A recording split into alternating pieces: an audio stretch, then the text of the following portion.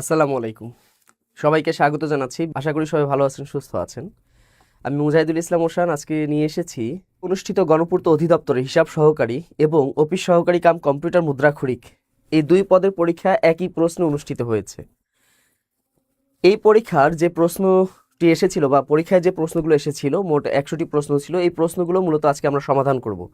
প্রথম যে প্রশ্নটি ছিল, আপনারাও সঠিক উত্তর করার চেষ্টা করবেন, আপনারাও সঠিক উত্তর দেওয়ার চেষ্টা করবেন।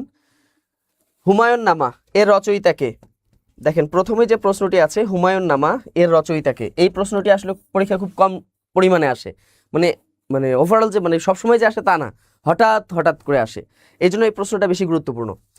তো হুমায়ুন নামা, এই হুমায়ুন নামাটা লিখেছেন বিশেষ করে দেখা যায় যে সম্রাট বাবরের যে কন্যা ছিল তার নাম হচ্ছে গুলবদন বেগম। এই গুলবদন বেগম ছিল সম্রাট বাবরের কন্যা এবং তার বাবার নাম ছিল সম্রাট বাবর, আমরা জানি সেই ফারগানার রাজা। এবং এই 1526 সালে ইব্রাহিম লোদিকে পরাজিত করে পানিপথে প্রথম যুদ্ধে পরাজিত করে তিনি কিন্তু ক্ষমতা এসেছিলেন। এই গুলবদন বেগম ছিল সম্রাট বাবরের যে পুত্র ছিল হুমায়ুন, এই হুমায়ুনের সৎ বোন ছিল। তো এই হুমায়ুনের অনুরোধেই গুলবদন বেগম লিখেছিলেন কি হুমায়ুন নামা, এটা মনে রাখবেন। তাহলে এটা লিখেছিলেন কে? গুলবদন বেগম। এরপর দেখি কোনটি রবীন্দ্রনাথ ঠাকুর রচিত গল্প নয়। খেয়াল করে দেখেন রবীন্দ্রনাথ ঠাকুরের যে গল্পগুলো ছিল আমরা জানি, কোনটি নয় একটু উত্তর করার চেষ্টা করবেন। এখানে যেটি আছে খেয়াল করে দেখেন যে এক রাত্রি, এটি তিনি রচনা করেছেন। নষ্টনীর, এটিও তার গল্প। সমাপ্তি, এটা তো সবাই জানি, তার একটা অন্যতম একটা ছোট গল্প ছিল। এখানে যে উত্তরটি হবে সেটা হচ্ছে অনির্বাণ। অনির্বাণ নামে কোনো সাহিত্যকর্ম ওইভাবে পাওয়া যায় না, তবে অনির্বাণ নামে বাংলাভাষী একজন কবির নাম পাওয়া যায়, যিনি হচ্ছেন মূলত কলকাতা মানে পশ্চিমবঙ্গের। হ্যাঁ, এটা পাওয়া যায়। এরপর দেখি কোনটি মন্দভাগ্য অর্থে ব্যবহৃত হয়েছে। দেখেন মন্দভাগ্য অর্থে কোন বাগধারাটি ব্যবহৃত হয়েছে? আট কপালে, সাপোসা, গুফ খেজুরে এবং উড়নচণ্ডী। উত্তর করবেন এখানে। তো আমরা জানি এটার পাড়ারই কথা, খুবই সহজ, সেটা হচ্ছে মন্দভাগ্য অর্থে ব্যবহৃত হয়েছে আট কপালে। এরপর দেখেন আলপিন শব্দটি কোন ভাষা থেকে গৃহীত হয়েছে? আলপিন, এই যে শব্দ প্রকরণ যে আছে অধ্যায়টি আছে, এখান থেকে প্রশ্ন থাকবেই। শব্দ প্রকরণ থেকে প্রশ্ন কমপক্ষে এক থেকে দুইটা তো থাকে। আজকে কিন্তু শব্দ প্রকরণ থেকে অনেক বেশি প্রশ্ন আসছে, এই জন্য শব্দ প্রকরণ খুব ভালো করে পড়বেন। বিশেষ করে উৎস অনুযায়ী শব্দ যে 5 প্রকার আছে, এরপর হলো গঠন অনুযায়ী 2 প্রকার আছে, অর্থ অনুযায়ী 3 প্রকার আছে, এই যে 10 প্রকার যে শব্দ আছে, এই 10 প্রকার শব্দ খুব সুন্দর করে আপনারা পড়বেন। তো আমরা জানি যে পর্তুগাল, পাদ্রি, তারপর হচ্ছে কি পর্তুগাল, পাদ্রি, চাবি, গির্জা, আটা, আনারস, আলপিন, পেঁপে, পেয়ারা, পাউরুটি, সাগু, সালসা, হ্যাঁ, তারপর সাবান, তোয়ালে, বিনতি, বেহালা, কেরানি, এরপর হচ্ছে আয়া, তারপর হলো কি এই যে শব্দগুলো যে শব্দগুলো আছে এগুলো সাধারণত পর্তুগিজ ভাষা থেকে এসেছে। তো এটা আমরা সবাই জানি যে আলপিন শব্দটি এসেছে পর্তুগিজ ভাষা থেকে। এরপর দেখি নীরব শব্দের সন্ধি বিচ্ছেদ কি হবে? নীরব, খেয়াল করে দেখেন যে নীরব যে শব্দটি আছে এই শব্দটা হচ্ছে বিশেষ করে নিপাতনে সিদ্ধ যে বিসর্গ সন্ধি আছে। এই জন্য আমি বারবারই ক্লাসগুলোতেও বলে থাকি যে নিপাতন যে সন্ধিগুলো আছে, অন্য সন্ধি পড়বেন বা না পড়বেন, নিপাতন সন্ধিটা খুব ভালো করে পড়ার চেষ্টা করবেন। তো এই নীরব শব্দটা হচ্ছে নিপাতনে সিদ্ধ বিসর্গ সন্ধি, অর্থাৎ বিসর্গ সন্ধির যে নিয়ম আছে সেই নিয়ম ছাড়াই এই সন্ধিটা মানে সন্ধির মাধ্যমে কি হয়, শব্দটাকে সংক্ষেপ করা হয় বা শব্দের মধ্যে মিলন করানো হয়। তো এখানে নীরব যে শব্দটি আছে এটা হচ্ছে নিপাতনে সিদ্ধ বিসর্গ সন্ধি হবে নীরব। এরকম আরও আছে অতঃপর, বাচস্পদ, নিরাকার, হ্যাঁ, তারপর মনক্ষুণ্ণ, মনকষ্ট, এগুলো সবগুলো হচ্ছে মানে নিপাতনে সিদ্ধ বিসর্গ সন্ধি। এরপর দেখেন উইজডম শব্দের বাংলা প্রতিশব্দ কি? উইজডম শব্দের বাংলা প্রতিশব্দ কি? উইজডম শব্দের বাংলা প্রতিশব্দ, এটা পারার কথা। এখানে দেখেন প্রজ্ঞা, চালাক, জ্ঞান, বুদ্ধি। তো এখানে উইজডম শব্দের বাংলা প্রতিশব্দ হচ্ছে মূলত কি প্রজ্ঞা অর্থে ব্যবহৃত হয় উইজডম। এটা এর আগে কিন্তু বিসিএস এসেছিল। নিচের কোনটি যৌগিক শব্দের উদাহরণ? এই যে অর্থ অনুযায়ী যে শব্দগুলো যে আছে তাই না, এই যে যেমন আছে চিকামারা, মিতালি, তারপর হলো মধুর, হ্যাঁ, এই যে শব্দগুলো আছে এই শব্দগুলো হচ্ছে মূলত যৌগিক শব্দ। মানে এই শব্দগুলো সাধারণত সন্ধি, প্রকৃতি বা প্রত্যয় অথবা দেখা যায় যে প্রত্যয়ের সাহায্যে, উপসর্গের সাহায্যে গঠিত হয়, তবে গঠনের আগের অর্থ এবং গঠনের পরের অর্থ একই ধরনের থাকে বা প্রায় একই থাকে। এই শব্দগুলোকে বলে যৌগিক শব্দ। এটা হচ্ছে মিতালি হবে, সঠিক উত্তর হবে কি মিতালি। এরপর দেখি আমরা পরবর্তী যে প্রশ্নগুলো আছে। আমরা ধারাবাহিকভাবে 100টা প্রশ্ন আজকে সমাধান করার চেষ্টা করব। এই জন্য অবশ্যই বেশি করে শেয়ার দিবেন, যাতে করে যারা পরীক্ষার্থী আজকে পরীক্ষা দিয়েছেন তারাও যেন সবাই উপকৃত হতে পারে। নিচের কোনটি রূপক কর্মধারয় সমাসের উদাহরণ? রূপক কর্মধারয়, রূপক কর্মধারয় বলতে বুঝি, খেয়াল রাখবেন কর্মধারয় সমাসটা হয় এভাবে। কর্মধারয় সমাসটা সবসময় হয় কি, একটা থাকবে অ্যাডজেক্টিভ আর একটা থাকবে হচ্ছে নাউন, অথবা দুইটা নাউন যদি পাশাপাশি বসে তাহলে প্রথমটা তো অটোমেটিক অ্যাডজেক্টিভ হয়ে যাবে, এটা তো আমরা জানি সচরাচর এটার মাধ্যমে, তাই না? প্রধান শিক্ষকের পরীক্ষাটা দেরি হতে পারে, একটু দেরি হতে পারে। এবার দেখেন, তো দেরি হতে পারে এই চিন্তা করা যাবে না, যে কোনো মুহূর্তে হতে পারে, এটাকে টার্গেট করে পড়াশোনা করেন, দেরি হলে সেটা পরের বিষয়। এবার দেখেন, এটা আমরা জানি। এবং এখানে দেখেন যে রূপক কর্মধারয় সিংহ পুরুষ, একটা দেখেন সিংহ এবং পুরুষ, মানে পুরুষকে সিংহের সাথে তুলনা করা হয়েছে, তো এদের বৈশিষ্ট্য কিন্তু মিল নাই, এটা হচ্ছে উপমিত হবে, এটা উপমিত হবে যে পুরুষ সিংহের ন্যায় বা পুরুষ সিংহের মতো। এটা হচ্ছে কি অবাস্তব একটা কল্পনা, এখানে কোনো বাস্তবতা নাই, কোনো সত্যতা নেই, এটা হচ্ছে অবাস্তব। নীল আকাশ, নীল দেখেন, নীল শব্দটা অ্যাডজেক্টিভ, যে কোনো রঙের নাম সাধারণত অ্যাডজেক্টিভ হিসাবেই গণ্য করা হয়, যদি এটা নাউন তবে এটা অ্যাডজেক্টিভ, আকাশ হলো নাউন, তাহলে এটা অবশ্যই কর্মধারয়। নীল আকাশ, এটা হচ্ছে কি বলা হবে সাধারণ কর্মধারয়, নীল যে আকাশ, তাই না? নীল আকাশ, নীল যে আকাশ, অর্থাৎ যদি অ্যাডজেক্টিভ এবং নাউনের মধ্যে সমাস হয়, মাঝখানে যদি যে আসে, ব্যাসবাক্য যখন করবেন মাঝে যদি যে আসে, তাহলে এটা হয় সাধারণ কর্মধারয়, আর যে বাদে যদি অন্য কিছু আসে সেটা হয় মধ্যপদলোপী কর্মধারয়। আর যখন তুলনা বুঝায় তখন হয় উপমান, নাহলে উপমিত, নাহলে রূপক। এরপর দেখেন যে শঙ্খ ধবল, শঙ্খ মানে শাখা, মানে সমুদ্র থেকে শামুক দিয়ে তৈরি করা যে শাখা, তাই না? এই শাখাটা যেটা আছে, হ্যাঁ, শাখা যেটা আছে এটা সাধারণত সাদা রঙের হয়ে থাকে, এই জন্য শঙ্খ ধবল, এটা ঠিক আছে, এটাও উপমান, এটা হচ্ছে উপমান, এটা হচ্ছে কি সাধারণ কর্মধারায়, এটা হচ্ছে উপমিত।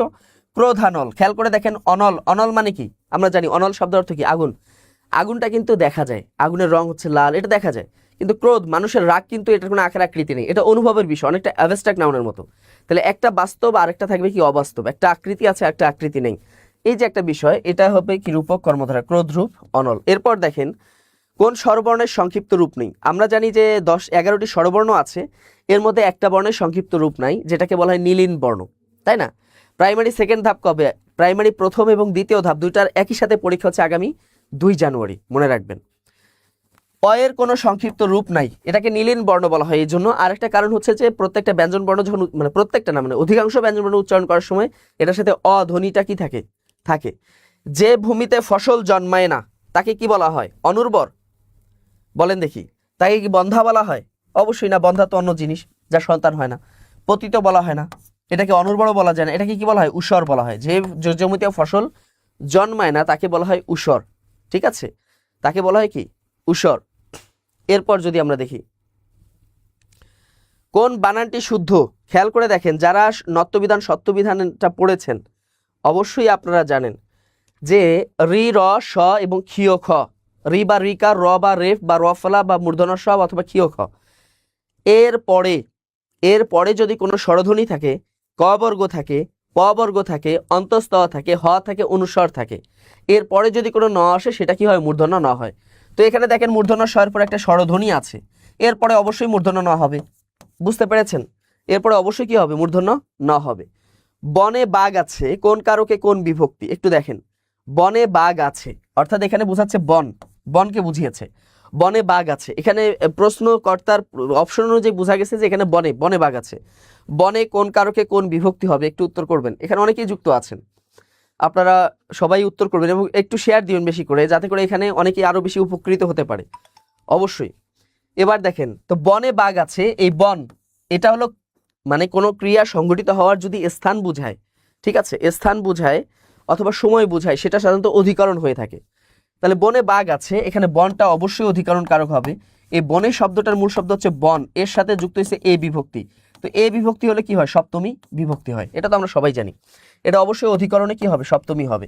আর যদি প্রশ্ন করতো যে এটা কোন ধরনের অধিকরণ, তাহলে এটা অবশ্যই তো ঐক্যদেশিক অধিকরণ। কারণ কি, যে বনে বাঘ আছে, বাঘ কিন্তু পুরো বন জুড়ে থাকে না, বনের নির্দিষ্ট কিছু জায়গায় থাকে, এটাকে বলে ঐক্যদেশিক অধিকরণ, এটা একটু মনে রাখবেন। বাংলা বর্ণমালায় মাত্রাহীন বর্ণের সংখ্যা কত? আমরা জানি 50টি যে বর্ণ আছে তার মধ্যে আছে পূর্ণমাত্রা আছে কতগুলো? পূর্ণমাত্রার বর্ণ আছে আমরা জানি 32টি। এরপর দেখেন অর্ধমাত্রা আছে কতটি? 8টি আছে, এবং মাত্রাহীন আছে 10টি, তাই না? এই যে পূর্ণমাত্রা যে 32টি আছে, এই 32টার মধ্যে 6টা আছে স্বরবর্ণ এবং 26টা হলো ব্যঞ্জন বর্ণ। এবার দেখেন যে অর্ধমাত্রা, অর্ধমাত্রা যে 8টি আছে এর মধ্যে একটা হলো স্বরবর্ণ রি, আর বাকি 7টি হচ্ছে কি ব্যঞ্জনবর্ণ, যেমন খ গ ন থ ধ প তালব্য স, এগুলো হচ্ছে কি অর্ধমাত্রা। আর মাত্রাহীন বর্ণ আছে টোটাল 10টি, তার মধ্যে 4টা হলো স্বরবর্ণ এ ওই ও ও, এবং বাকি 6টি হলো ব্যঞ্জনবর্ণ, যেমন খণ্ডত অনুস্বর বিসর্গ, এই যে এগুলো আর কি।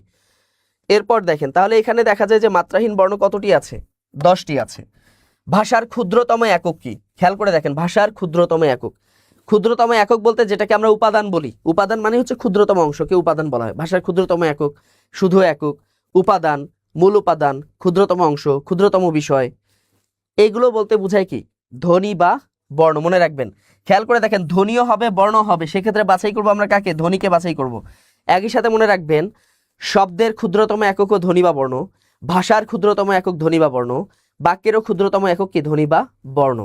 তবে উপাদান উপকরণ যদি বুঝে মানে ক্ষুদ্রতম একক, আর যদি উপকরণ বুঝায়, ঠিক আছে, উপকরণ যদি বুঝায় সেক্ষেত্রে শব্দের ক্ষুদ্রতম একক হবে ধ্বনি বর্ণ, বাক্যের হবে কি শব্দ, এবং ভাষার হবে বাক্য। সূর্য এর প্রতিশব্দ নয় কোনটি, সূর্য এর প্রতিশব্দ কোনটি, সূর্য এর প্রতিশব্দ। খেয়াল করে দেখেন, আপনারা যারা প্রাইমারি বিভিন্ন ব্যাচে যুক্ত আছেন, আপনাদের ক্লাসগুলোতে কিন্তু বারবার বলা হয়েছে যে সমার্থক শব্দে এগুলো বাছাই করে পড়বেন। প্রত্যেকটা পরীক্ষায়, বিশেষ করে 11 থেকে 20তম গ্রেডেও কিন্তু বলা হয়, প্রত্যেকটা ক্লাসেই কিন্তু বারবার বলে দেই এগুলো পড়বেন। দেখেন এগুলো থেকে সমার্থক শব্দ সবসময় বেশি আসে, এই জন্য সামনে যারা পরীক্ষা দিবেন প্রাইমারির একটু জোর দিয়ে পড়বেন, ঠিক আছে।